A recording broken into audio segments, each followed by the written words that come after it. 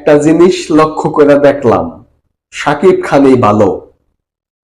কেন শাকিব খানকে ভালো বললাম বলতাছি, সম্পূর্ণ ভিডিওটি দেখতে থাকুন, তাহলে বুঝতে পারবেন কেন শাকিব খানকে ভালো বললাম। দেখুন, শাকিব খান এমন একজন মানুষ, শাকিব খান এমন একজন ব্যক্তিত্ব যার কিনা কোনো ভয় নাই। যেই দল ক্ষমতায় আসুক, যেই সরকার ক্ষমতায় আসুক, যেই সরকার যাক, শাকিব খানের কোনো ভয় নাই। শাকিব খান যে কোনো একটা কাজ করার আগে অন্তত 100 বার ভাবে। কখনোই দেখি নাই শাকিব খান কখনো উল্টাপাল্টা কাজ করছে, বা কারো উদ্দেশ্যে উল্টাপাল্টা কথা বলছে, বা কাউকে খোঁচা দিয়ে কথা বলছে। শাকিব খান এটা কখনোই করে নাই।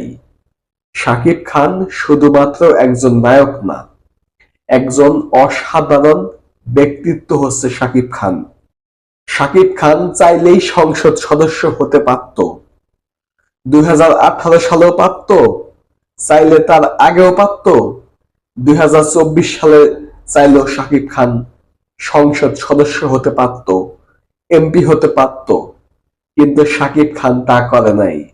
শাকিব খান চায় নাই যে কোনো দলের পক্ষে গিয়ে এক দলের পক্ষে থাকুক, আরেক দলের বিপক্ষে থাকুক। এটা শাকিব খান কখনোই চায় নাই।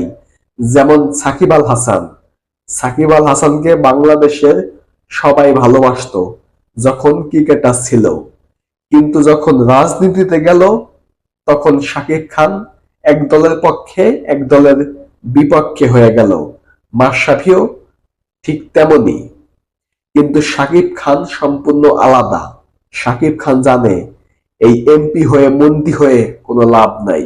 এমপি মন্ত্রীরা যতটুকু ভালোবাসা পায়, তার থেকে শাকিব খান লক্ষ কোটি গুণ বেশি ভালোবাসা পায়। তাহলে শাকিব খানের কি দরকার এমপি বা মন্ত্রী হওয়ার?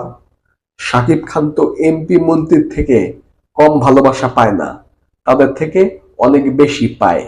উল্টো আরো শাকিব খান যদি কোনো পক্ষের এমপি হইতো, তাহলে একটা পক্ষ শাকিব খানকে পছন্দ করতো না।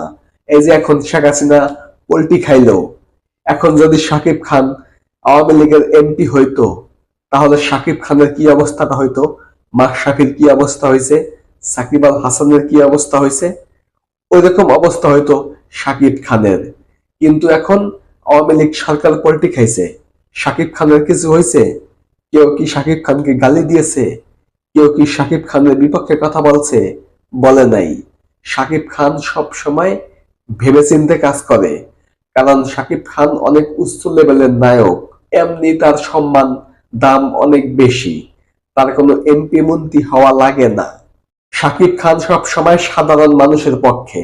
এই যে ছাত্রদল কোটা আন্দোলন নিয়ে এত কিছু করছে, শাকিব খান কিন্তু কোটা আন্দোলনকে সমর্থন করছে, ছাত্রদের পক্ষে কিন্তু শাকিব খান পোস্ট করছে। কিন্তু সরকার পল্টি খাক, সরকার চাই না এসব পোস্ট করে নাই, কারণ এসব পোস্ট করলে পরবর্তীতে কোনো সমস্যা হইতে পারে। শাকিব খান এমন জ্ঞানী একজন মানুষ, কখনো কাউকে কষ্ট দেয় না, কখনো কাউকে কষ্ট দিয়ে কথা বলে না, সব সময় সবার মন জোগাইয়া চলার চেষ্টা করে শাকিব খান। এজন্যই ছাত্রদের পক্ষে শাকিব খান পোস্ট করছে, কারণ শাকিব খান জানে ওই ছাত্ররাই শাকিব খানকে শাকিব খান বানাইছে, ছাত্ররাই শাকিব খানের সিনেমা দেখে। মূল কথা হচ্ছে শাকিব খান চায় সবার ভালোবাসা পেতে। অসাধারণ জ্ঞানী একজন ব্যক্তি শাকিব খান, যিনি কিনা খুব কম সময় ভুল কাজ করে। শাকিব খানের 25 বছরের ক্যারিয়ারে কখনোই আমি দেখি নাই যে পাবলিক, সাধারণ জনগণ শাকিব খানকে বয়কটের ডাক দিয়েছে। কম বেশি বাংলাদেশের সব সেলিব্রিটিদেরকেই জনগণ, সাধারণ দর্শক, সাধারণ নাগরিক মানুষ একবার হলেও যে কোনো সেলিব্রিটিকে বয়কটের ডাক দিয়েছে কোনো না কোনো কারণে।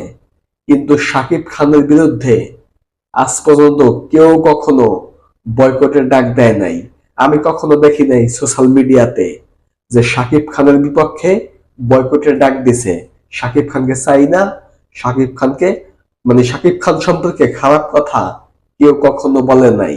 শাকিব খান ওই সুযোগেই কাউকে দেয় নাই এখন পর্যন্ত যে শাকিব খানকে বয়কটের ডাক দিব। শাকিব খানের পুরো জীবনে শুধুমাত্র অপু বিশ্বাস এবং বুবলি এই দুইটা বিষয় নিয়ে একটু ঝামেলা, সেটাও তার ব্যক্তিগত, সেটাও কাউকে কষ্ট দিয়ে না। শাকিব খান কখনো কাউকে খোঁচা দেয় না, কখনো কাউকে আঘাত করে কথা বলে না, কখনো ইন্টারভিউ দিতে আইসা উল্টাপাল্টা কথা বলে না, কখনো কোনো ক্যামেরার সামনে পাইলেই সবাই তো আবল তাবল যা খুশি তাই বলে দেয়। কিন্তু শাকিব খান খুবই কম কথা বলে, মিডিয়ার সামনে খুবই কম আসে, ইন্টারভিউ তো দেয়ই না। দু একটা গুরুত্বপূর্ণ ইন্টারভিউ দিলেও সেখানে কোনো আজেবাজে কথা, কোনো ফালতু কথা, যেই কথায় দর্শক ক্ষেপ্য, যেই কথায় বাংলাদেশের মানুষ ক্ষেপ্য, এমন কোনো কথা শাকিব খান কখনোই বলে না।